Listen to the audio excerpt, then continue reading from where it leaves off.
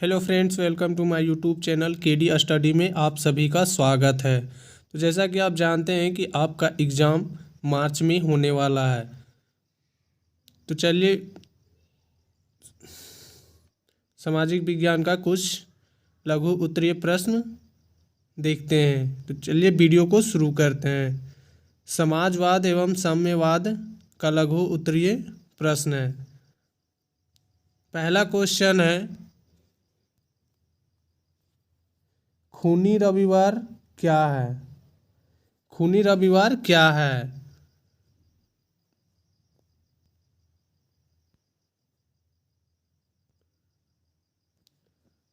तो इसका उत्तर है 1905 ईस्वी के रूस जापान युद्ध में रूस एशिया के एक छोटे से देश जापान से पराजित हो गया। यानी 1905 ईस्वी के रूस जापान युद्ध में रूस एशिया के एक छोटे से देश जापान से पराजित हो गया। पराजय के अपमान के कारण जनता ने क्रांति कर दी। 9 जनवरी 1905 ईस्वी लोगों का समूह प्रदर्शन करते हुए सेंट पीटर्सबर्ग स्थित महल की ओर जा रहा था। जार की सेना ने इन निहत्थे लोगों पर गोलियां बरसाई, जिसमें हजारों लोग मारे गए। यह घटना रविवार के दिन हुई, अतः इसे खूनी रविवार के नाम से जाना जाता है। अगला क्वेश्चन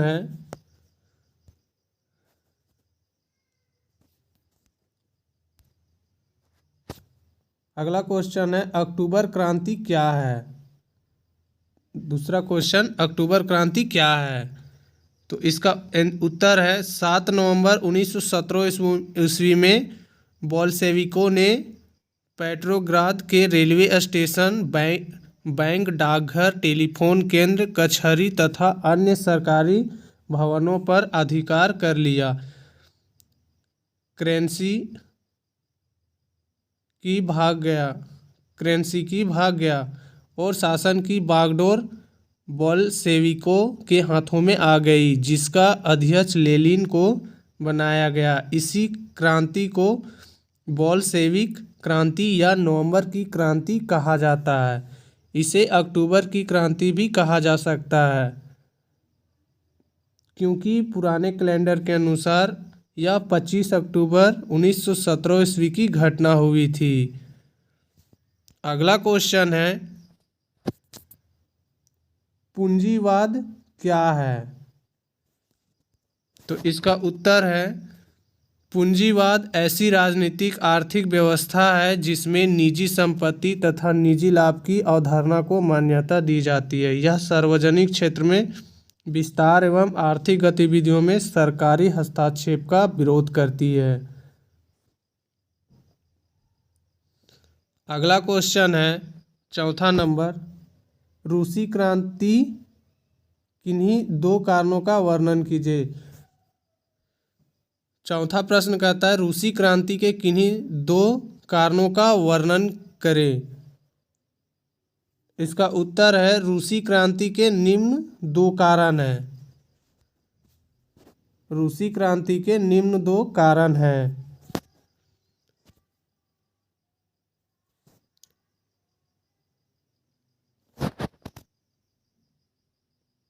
मजदूरों की दयनीय स्थिति। रूस में मजदूरों की स्थिति अत्यंत दयनीय थी। उन्हें अधिक काम करना पड़ता था, परंतु उनकी मजदूरी काफ़ी कम थी और उनके साथ दुर्व्यवहार और अधिकतम शोषण भी किया जाता था। मजदूरों को कोई राजनीतिक अधिकार नहीं थे। अपनी मांग के समर्थन में वे हड़ताल भी नहीं कर सकते थे और ना मजदूर संघ ही बना सकते थे।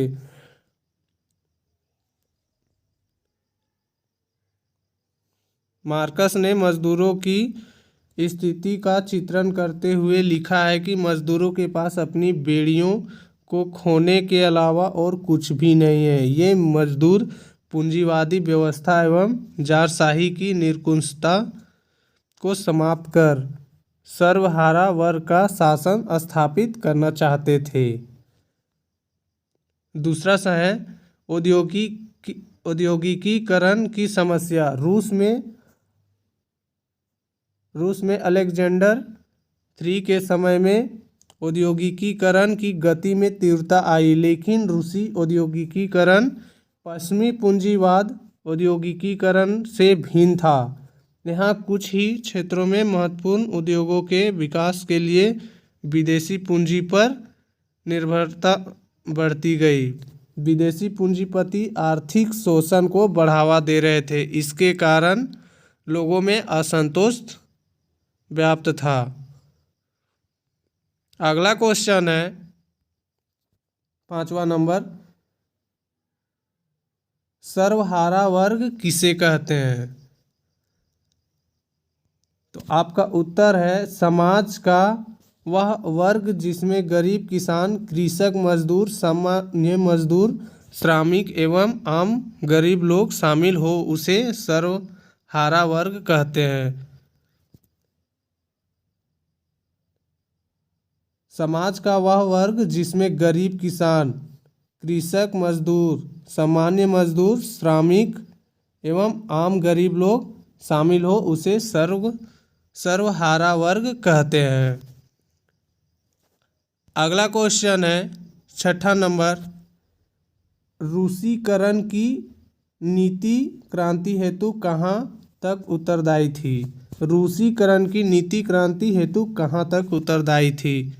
तो आपका उत्तर है रूसीकरण की नीति रूस की प्रजा विभिन्न जातियों के सम्मिश्रण से बनी थी। वहाँ कई धर्म प्रचलित थे, कई भाषाएं थी। रूस में स्लाव, फिन, पोल, जर्मन, यहूदी आदि अन्य जातियों के लोग थे, परंतु इनमें स्लाव जाति के लोग प्रमुख थे। इन अल्पसंख्यक जातियों के विरुद्ध जार निकोलस द्वितीय के समय रूसीकरण की नीति अपनाई गई और एक जार एक धर्म का नारा अपनाया गया। गैर रूसी जनता का दमन किया गया। इनकी भाषाओं पर प्रतिबंध लगाए गए। इनकी संपत्ति छीन ली गई। 1863 ईस्वी में इस नीति के विरुद्ध पोलों ने विद्रोह किया तो उनका निर्दयतापूर्वक दमन किया गया। इस कारण गैर रूसी जनता में असंतोष फैला और वह जारशाही के विरोध हो गई। अगला क्वेश्चन है 7वां नंबर,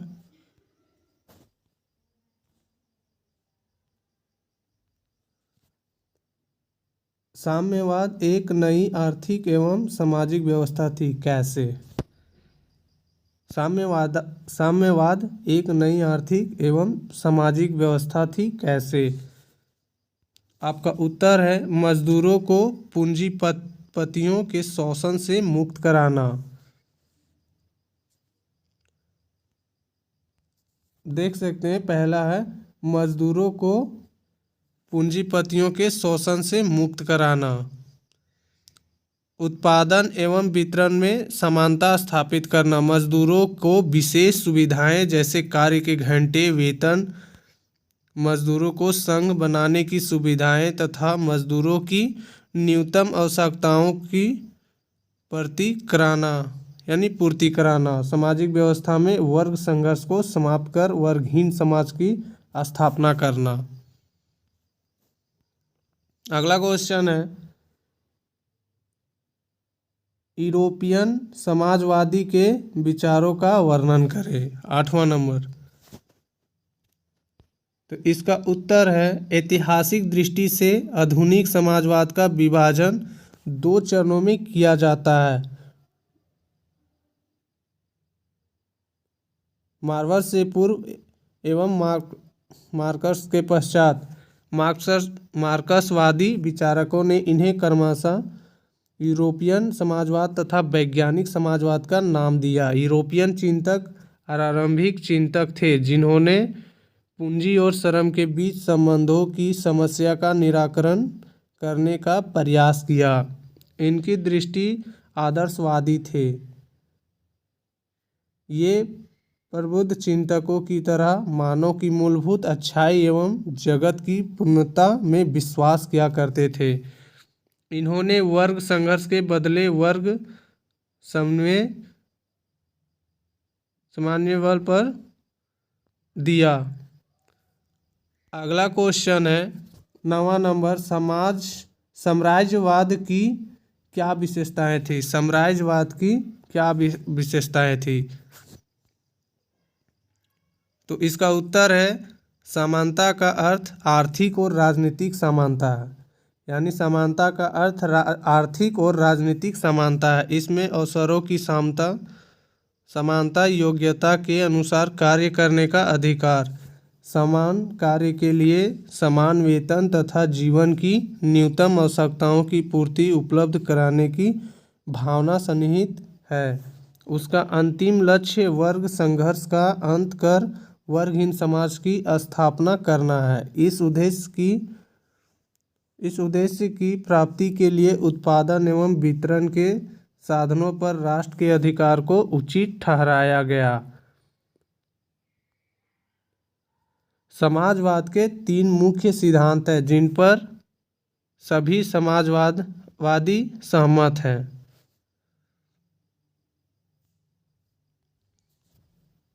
पहला है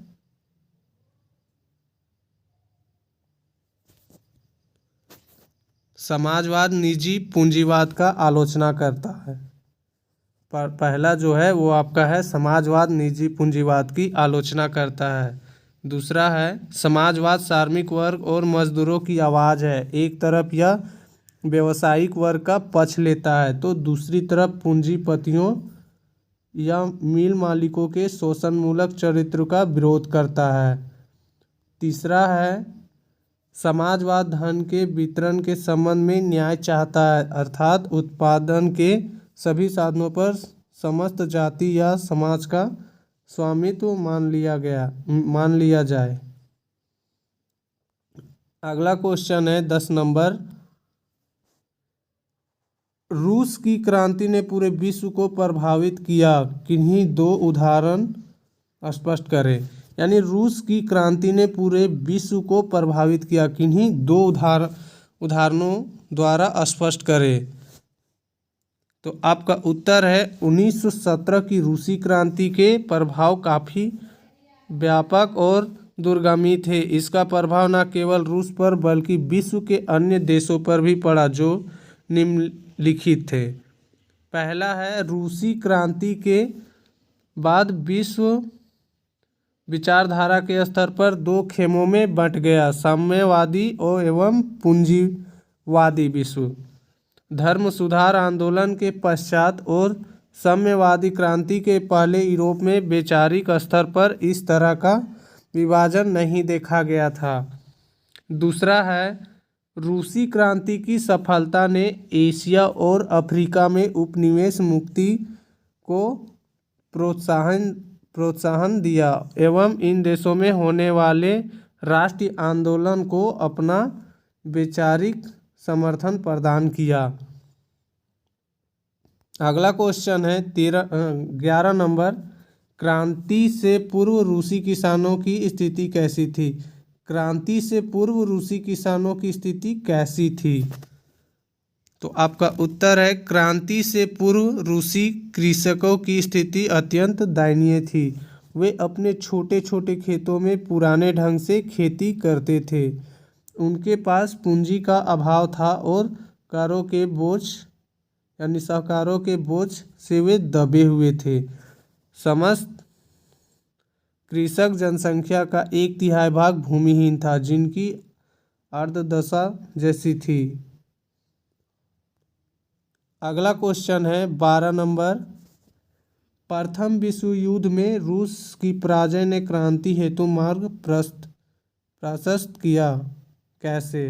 प्रथम विश्व युद्ध में रूस की पराजय ने क्रांति हेतु मार्ग प्रशस्त किया, कैसे? तो आपका उत्तर है प्रथम विश्व युद्ध 1914 से 1918 तक चला। रूस इस युद्ध में मित्र राष्ट्रों की ओर से लड़ा। युद्ध में शामिल होने का एकमात्र उद्देश्य था कि रूसी जनता आंतरिक असंतोष को भूलकर बाहरी मामलों में उलझी रहे, परंतु युद्ध में रूसी सेना ने चारों तरफ हार रही थी। सेनाओं के पास ना अच्छे हथियार थे और ना ही पर्याप्त भोजन की सुविधा। युद्ध के माध्यम में जार ने सेना का कमान अपने हाथों में ले लिया, फलस्वरूप दरबार खाली हो गया। जार की अनुपस्थिति में जरीना और उसका तथाकथित गुरु रासपुटिन पादारी जैसा निष्कृष्ट व्यक्ति को षड्यंत्र करने का मौका मिल गया, जिसके कारण राजतंत्र की प्रतिष्ठा धूमिल हुई। अगला क्वेश्चन है 13 नंबर, नई आर्थिक नीति मार्क्सवादी सिद्धांतों के साथ समझौता था कैसे। नई आर्थिक नीति मार्क्सवादी सिद्धांतों के साथ समझौता था कैसे। तो इसका उत्तर है